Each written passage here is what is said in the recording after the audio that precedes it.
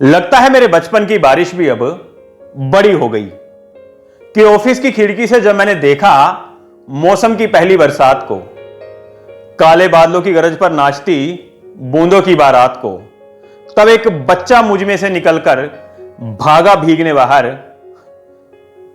रोका बड़प्पन ने मेरे पकड़ के उसके हाथ को कि बारिश और मेरे बचपने के बीच उम्र की एक दीवार सी खड़ी हो गई।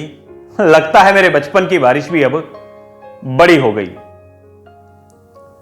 कि बारिश की ये जो बूंदें कांच की खिड़की को खटखटा रही थी, मैं उनके संग खेलता था कभी, शायद इसीलिए मुझे भीगने बुला रही थी। लेकिन तब मैं छोटा था और ये बातें बड़ी थी। वक्त पर भी किसे पहुंचने की जल्दी पड़ी थी। अब तो बारिश पहले राहत और फिर आफत बन जाती है कि अब तो बारिश पहले राहत और फिर आफत बन जाती है।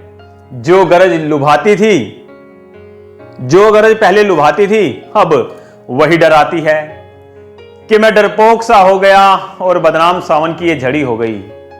लगता है मेरे बचपन की बारिश भी अब बड़ी हो गई कि जिस पानी में लगाते थे छपाके, अब उसी में कीटाणु दिखने लगा। जिस पानी में लगाते थे छपाके, अब उसमें कीटाणु दिखने लगा। खुद से ज्यादा फिक्र की क्योंकि अब लैपटॉप भीगने लगा। कि बचपन में दुआ करते थे कि बरसे बेहिसाब तो स्कूल की छुट्टी हो जाए, कि बरसे बेहिसाब तो स्कूल की छुट्टी हो जाए। अब भीगे तो डरे कि कल कहीं ऑफिस की छुट्टी ना हो जाए।